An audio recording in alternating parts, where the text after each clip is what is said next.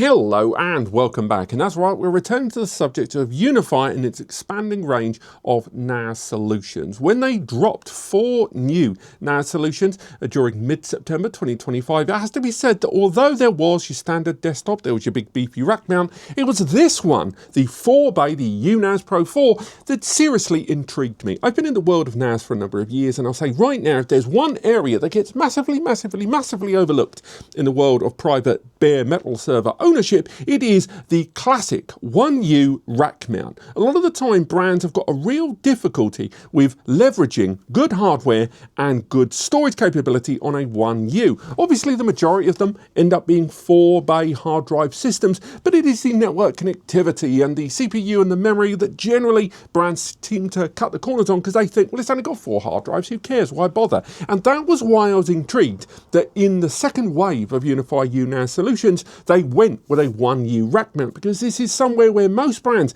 either get it bang on right or they get it absolutely wrong. And I'll say right now, spoiler alert, UniFi for the most part have got it right in this system, rocking out at $499. This supports 4 SATA hard drives, 2 M.2 NVMe's, it has 2 10 gig network interface ports, it has a 1 gig network port there on the rear, it's a quad-core ARM processor, but it also arrives with 8 gig of DDR4 memory, and it even has the operating system running on its own drive, which weirdly isn't actually as common as you think it might be. With the number of NAS contenders in the market right now, the established players like Synology and QNAP running their operating system off the same storage drives. But we'll come back to that later on. Let's talk about the UNAS Pro 4 and whether it deserves your data. Now, it's really difficult to talk about the design because, frankly, there isn't much to talk about, at least in terms of aesthetics, but as a rack mount, they shouldn't come as an enormous surprise. Most rack mounts are going to live in a server cabinet in a server room over there, and you're never going to see them. But I will say it's quite a nice classic design there at the front. There isn't much to complain about. The system arrives with rails in the retail kit. It also arrives with the rack handles there. It's a 40 centimeter depth there, so it's not a full nightmare depth there to be contending with. I will say, and again, I complained about this in the UNAS Pro 8 video, seriously UniFi, I do like the presentation in the retail box, and it has everything you need from screws to cables, etc. But I will say there is just too much packaging. There's too much packaging with these. It's a silly point, but it's 2025. I think there are ways and means. You don't need to pack all of the screws in individual bags. That way madness lies. But at least in terms of the design, it is completely metal all the way around. The tray's on side. If we boost one of those out, we've got a hard drive inside. These are click and load, no screwdriver required. You will require it for SSDs, of course. Again, we've mentioned it before, UniFi have got their own range of labelled drives. They're not made by UniFi. These are generally Western Digital HC320s or Toshiba MG drives. You have to go to their own website to find out about that. But they're good trays, good solid spring-loaded there at the front. They're not lockable, something I'm not completely in love with there. Trying to do that without looking is difficult. They're not lockable trays. You've got LEDs there on the front, and you can kind of indicate them and more. At least in terms of design, there's not much more I can talk about there, although I will highlight one thing about this. Again, I'm referring back to the predecessor, the 8-bay device, the UNAS Pro 8. Good and bad news, and that is this system does support 2 M.2 NVMe's, which is lovely. So this is technically a 6-bay system, but not really. We'll get to that in a moment. But it does allow you to add faster M.2 NVMe's to be used for caching, read-write caching, which means for write caching, as you upload data onto the system, they write them onto the SSD, and then in the background, the SSD moves it onto the hard drive, much faster upload. And for read caching, as data is more regularly accessed, the small, what's generally known as I/O data, so not big files, are then copied, not moved, onto the SSD, so the more frequently accessed files are then retrieved from the SSD and not the slower archival hard drives. All good, right? Well, number one, you can't use these for storage pools. So you can't just use these for raw storage, which is a real pain when you realise this has got 2 10 gig network ports on the rear. But moreover from that, you see this lovely springed tray here. Inside here is, you remove the top, an M.2 NVMe inside with a hex screw, annoyingly. And that M.2 is a 2280 length, but it also goes up to 22110 length. However, this tray isn't included with this kit. You have to buy this tray separately. which is super annoying. It's really nice. I love the injection method. It's kind of like a clip. And it's got thermal padding inside as well. But still, nonetheless, it's kind of a pain in the bum that you have to buy this tray separately. Carrying on with design, something I like, and then unfortunately two things I don't. One of the things I like, and it's something I didn't really give them credit for in other rack mount reviews, most people, I never see anyone talking about this. They're the only brand I know that's got a lock on the PSU. So you put your mains cable inside and you can lock it to stop it being accidentally removed. Why has no one got this? I rarely see this, and UniFi have pretty much integrated it onto all of their rack mount systems, NAS and otherwise there. It's a lovely little feature. Unfortunately, it's kind of downhill from there. And again, this isn't really a criticism insofar as a FYI. This has only got one PSU, so there's no secondary redundant PSU there. Secondly, it's an internal PSU, much harder to replace. It's not a slot out and insert. It is built inside. It's one of those bare board ones. We will hopefully be doing a teardown of this and some of the others in a few weeks for a special here on the channel. But on top of that, here on the end, we have got their power backup system. Now, this is a proprietary system for those who aren't aware. So rather than a redundant PSU, this system requires, if you do want to have redundancy, to get UniFi's own power backup. It's like a large redundant power supplier, which is a quasi, but not really, UPS. And by that I mean it's got multiple power inputs, like a UPS. And if the PSU on this fails, then the redundant power supplier block in the rack mount continues to supply power to this. But it's not a UPS outside of that. If the mains power to the building goes, it doesn't give you any power. All it is kind of like a UPS build style, but actually being used as a redundant power supplier where it's one RP PSU for multiple devices. I like the idea, but many users for a NAS would rather have a redundant power supplier, at the very least, a quicker and easier means to institute and integrate a UPS. Now, since this was launched, UniFi are working on, and presumably at the time of recording this video and putting it out, released their range of UPS devices, which are going to close the gap significantly there. But it's worth remembering, no redundant power supplier on this out the gate. Now, while we've got the system facing the other way, let's talk about those ports and connections. Let's start positive. I've mentioned it earlier on. I chuffing love that this is dual 10GBE. 1U rack mount 4-bay with two 10 gig ports. That is unheard of in the world of NAS. Notwithstanding, I don't know a scenario where 4 SATA drives are ever gonna fully saturate even one of these to capacity. To have 2 of them for ultimate failover is worthy of respect. They're SFP, and I know, again, we have give and take about whether we would prefer copper or SFP there. I sort of wish there was one of each, but that's a story for another day.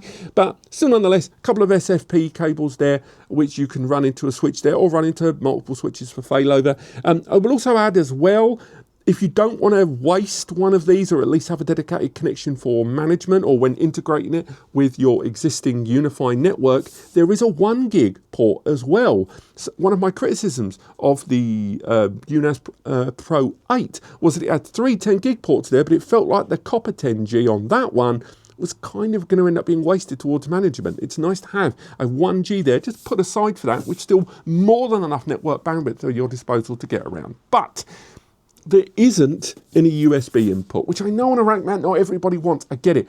But having USB input is actually pretty darn handy a lot of the time for making fast access storage or just uploading on the fly. And I've seen plenty of rack mount devices from the big boys in the world of NAS. Again, your QNAP, your Synologies or whatever, they've all got USBs on their rack mount. So saying that it shouldn't be on there because a lot of users wouldn't use it, when clearly USB on rack mounts is a thing for more than 20 years, I'm surprised it isn't here. This doesn't have support of Wi-Fi. Why would it? It's a rack mount. I know that sounds silly. The reason I bring it up is because this does actually have Bluetooth, weirdly. For easy setup, you can use Bluetooth on this. It was in the specifications. I didn't get a chance to test that because I already had it set up. Now, they're not the first to have it. The previous UniFi devices, a lot of them have that LCD, LCM panel on the front. Sadly, this doesn't. They have Bluetooth as well for very easy setup for the first time. And it's a nice little extra feature to have as, setting it up for the first time and you've not really nicked it up and you've not really, put it into your network the way you want to. At the very least, you can set it up via Bluetooth pretty conveniently. Next up, let's talk about noise. Let's face it, if you're deploying this system, whether it is because you're buying a 1U rack mount because you don't really need to put it in a rack cabinet or you weren't looking to put it in anywhere big and you just wanted something slim and compact with horizontal cooling, you might care about what the noise level are. So we went for 4 different configurations in terms of deployment. We went for setting the system up fully idle, so the drives were set up but not doing anything. We had the fan set to auto mode and the noise was around 42 to 44 dBA there. As you can see, we had a sound level monitor connected to a DJI mic, the one that I'm wearing right now, and then we had a separate camera with its own audio that you can hear in a moment, playing out the main audio. So it was pretty good. 42 to 44 for a rack mount is actually not too shabby. Now, the newer generation of devices and the newer generation of their software allows you to configure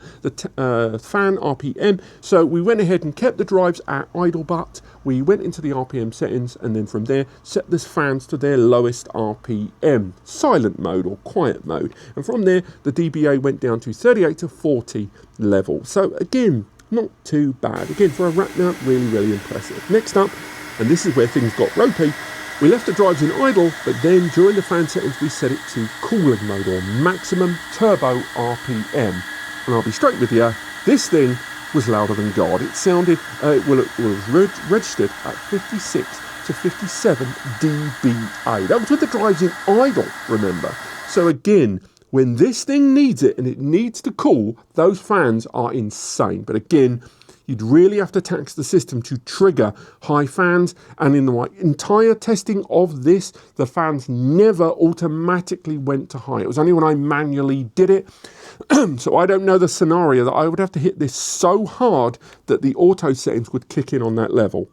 That cooling system was so heavy that even when I tried to do an audio test of the drives being hit with read and write activity and the CPU at 30 to 50%, I could barely hear the drives over those fans. It still registered 56 to 57 dBA. The drive noise was completely drowned out by those fans. So again, a really effective cooling system put into a very small system.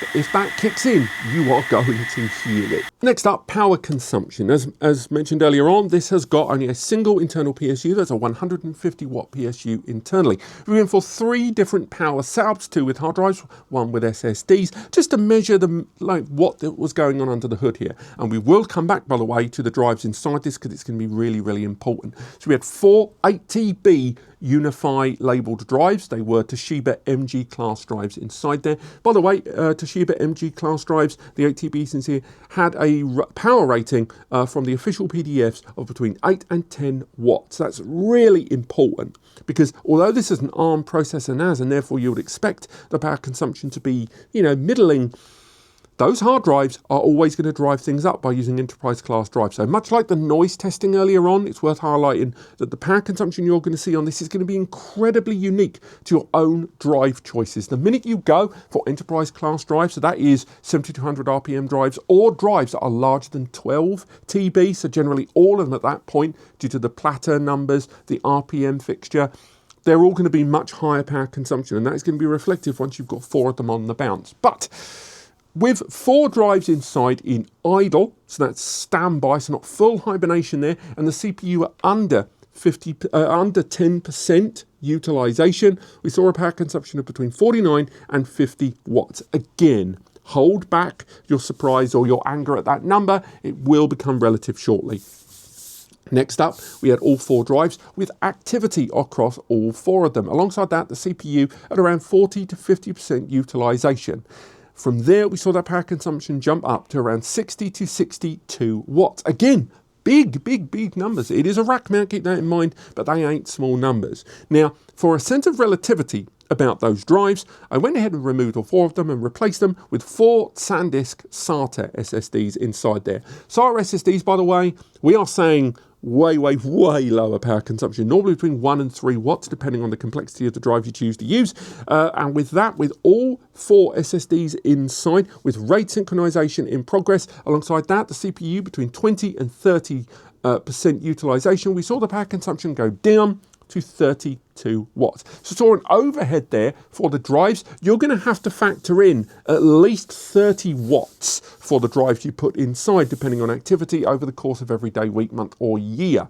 But nonetheless, pretty respectable numbers, but still not the lowest in the world, given this is an ARM-powered system. Next up, let's talk about temperatures, because not a lot of people seem to talk about the temperatures of these devices, especially rack mounts, when people just think, oh, well, it's fine, don't think about it. I thought I'd include it anyway. In the case of this 4-bay 1U rack mount device, the CPU never really went lower than about 55 degrees. Now, with an incredible cooling system, obviously when it was set to cooling, that went down. But between the tests that were being performed, where the drives, SSD on hard drive, were being hit consistently, the CPU would get as low as 50, 55, but then as high as 70 to even 77 degrees there. And again, the auto fan system was a little bit finely tuned. I thought that was much better than it was, as little as half a year ago when it was unconfigurable manually. But the CPU temperature there, not terrible, but not fantastic. Again, ARM, you have to factor that in with the command line way. We talked about this in other videos, but most mobile devices and tablet devices run on ARM processors. So when you're running lots of things, have you ever noticed how hot your phone gets? That's because of ARM CPUs and the way they work, and they use compressed CPU instruction back and forth, unlike a lot of their bigger, more powerful x86 processors to get the job done. Arguably not as efficiently, but definitely more capably. That CPU was always going to get quite warm, some of the more intense operations on this. Now, how did that translate into thermals? Well, we had the system set up for 24 hours. Every hour on the hour over a 24-hour period, we had a backup operation, a synchronization operation, a cloud operation, and an upload to the system semi-automatically. And then over the course of that 24 hours, on the basis of that, on the end of that 24-hour period, we saw the following. The thermal you can see on screen. We saw the front of the system around the top panel around 32 to 35 degrees. The hard drives inside, by the way, sat at around 37 to 38 degrees overall. And that was with dissipation in between.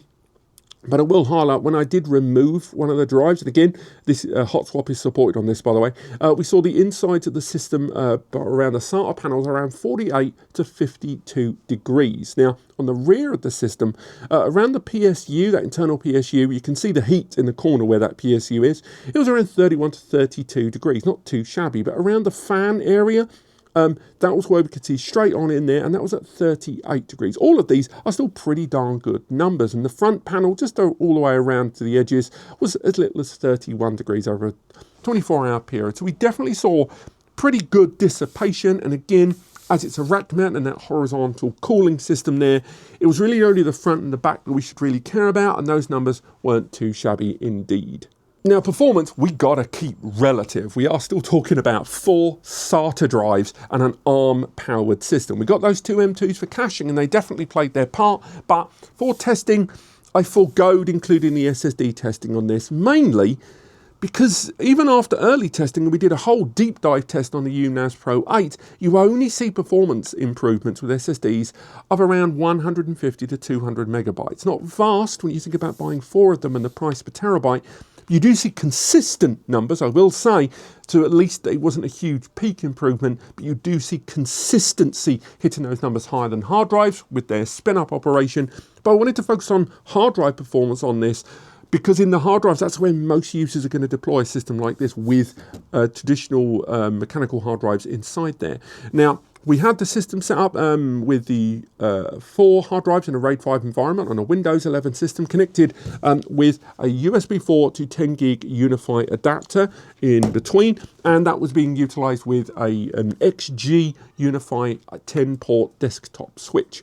The first test was using AJA, a repeated 1 gigabyte test file there. We're not going to say read and write here. We are going to say up and down, because that is a little bit more relevant to the stats we're seeing in the way the tool kind of depicts a lot of that information there. And we could see in terms of down around 680 to 730, and in terms of up 520 to 600, which for 4 7200 RPM hard drives is actually pretty darn good. Bear that in mind, of course, that is peak. That's 730 and 600 there. And when we did a Windows file transfer, we used a Windows 11 system and transferred over 101 gigabytes of data. That's 1,231 files mixed, everything from PDFs to spreadsheets to video files to photos and docs. And that took, for 101 gigabytes of data, it took 3 minutes and 57 seconds. So that was an average there of 426 megabytes per second over that single 10G connection. Not too bad, actually, for 4 hard drives, I'm going to say it. Now, when it came to more synthetic testing, we went for Crystal Disk, and with a 1 gigabyte test file on Crystal Disk, we saw 353 read over 429 write. There was definitely an anomaly there, I will say, in terms of the read and write performance on Crystal Disk, and I did the test a couple of times, but for some reason my write performance was still higher than my read, so I am going to have to investigate that in the background. For Atto Disk Benchmark, on the other hand, we saw some really, really good numbers, 860 over 570. Obviously, that is peak numbers, so that is not representative of every single one of my tests, but still, we did get some pretty decent output for hard drives on this system, which again, for a 4-bay SATA, is pretty darn good on an ARM architecture. Just keep in mind that I still don't think this is worthy of installing fully with SSDs, because I just don't think you're going to get your money's worth out of them. I would stick with larger, although arguably slower hard drives, and really make the most of this. But of course, there's more to this than hardware. Let's talk about the software. Now, again, maybe you already know about UniFi software and you don't need a refresher, but this video is for people that are thinking of buying their first UniFi NAS. So let's talk about the UniFi U-NAS software, what it can do, what it can't do, and ultimately where it stands in the market right now. Do you know what? I'm going to say that UniFi have really been putting in the hours with their NAS software this last year to year and a half. In fact, I actually did. Last week, I made a video about the UniFi Drive 4.0 update and why big players like Synology should be keeping an eye on these guys as they're moving slightly away from introducing basic storage and into a lot more business level features. So although I'm not going to go into a huge amount of detail about the software on the UNAS Pro 4, because I have covered it on several videos in the past, I recommend checking that video out, as well as the UniFi UNAS 1 year later video that I made at the tail end of 2025. But pretty much everything that you're going to want from this brand, at least at this price point, keeping it realistic, is here. We've got the fan control that I mentioned earlier on, we've got storage overview, we've got the backup overview, and yes, I can see that one has failed. That was because I disconnected that UNAS 2 for this video here and forgot to reconnect it, so more for me. Different file services for external access are available here. So for example, we've got SMB, which you can connect manually utilizing the IP here, or you can take advantage of identity endpoints, something we covered in this video here, for not only file folder access locally and one-click adding it to your client file management software, but also via the desktop client as well, that you can utilize on the mobile phone too. So again, although you don't have file pinning, file streaming that some competitors in the market have right now, you do still have those basic level features, and hopefully things are going to be built upon later. You have file folder access within the web browser, but apart from thumbnails and I would argue pretty good sharing options, that's really it. The file folder manager is good to have, but it's not hugely feature rich. You do have traditional RAID storage there. You have got support of snapshots as well as creating encrypted drives. Again, we've covered this in other videos, but I just wanted to sort of highlight in this one just to give you a good understanding of what's included here. Backup management, as we've already sort of touched on there,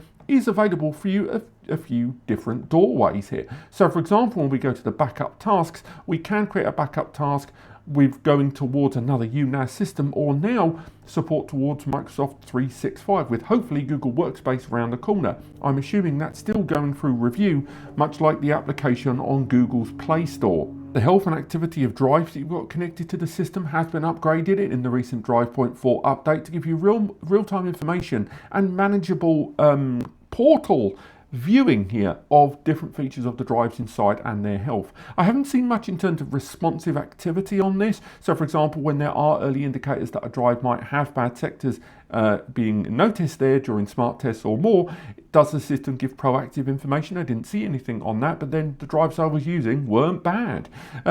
So on top of that, you've got that single portal overview here that we talked about before, where from this one area you can pretty much overview everything, and there are customizable options and things that you can add here for some of these widgets. Now on top of that, we can go into the back end of this system. We've got the snapshot management that allows us to roll back to older snapshots over time and have a schedule best suited to our storage needs and retention policies. Sharing links as we create folders are all managed via this single portal, and that is across multiple users. We've already looked at accessing some of those services, but I didn't go into the fact with those encrypted drives that you can create a managed password that you can download locally as a key. The storage pools, well, there's only 4 drives to play with here, so there isn't a huge amount we can do. Traditional one drive failure is an option. Expandability isn't supported on this device, sadly, at least at this time. So at least right now, 4 drives is all you get, but you can take advantage of those M.2s. But just keep in mind, no storage pools. It's just read and write caching here. And when it comes to the fundamental system backend, not only is there that identity system we've mentioned earlier on that can be used to access the file folder and more secure, controlled access to the system remotely and on the local area network, but on top of that, you can manage the back end of the system on a few more analytical ways. Again, there are some options missing here that I'd like to see. So for example, I can manage those network connections as discussed, but I can't really play with the MTU, which is a real shame there. I can enable SSH and it will force me to create a login credential to do that, but that's really the extent to how much I can get behind this operating system. I can enable wake on LAN, but I don't have scheduled on and off for air gapping or even scheduled on and off for individual network connections. Remote access is possible, but currently you can only take advantage of that from what I could see using UniFi's own UI.com account services. I can't use zero tier or tailscale. Maybe that will come down the road, we'll have to wait and see. But really, the options are here, the fundamentals are nailed, and just like I said in both of these videos here, it's about the fundamentals being nailed and then building on top of them. The UNAS Pro 4 is a solid system and the software does the job. But I do still think there is ways to go on this software to really break ground and be tremendously competitive against some of the more feature-rich options in the market. It's a solid software offering here, and there's definitely a road towards more aggressive software, and of course, the odd mention online we've seen at some of their trade shows and on some of their own videos of more enterprisey systems down the road. But at least for now, I like what I see in terms of this software, and there is definitely a plan for them moving forward on that roadmap.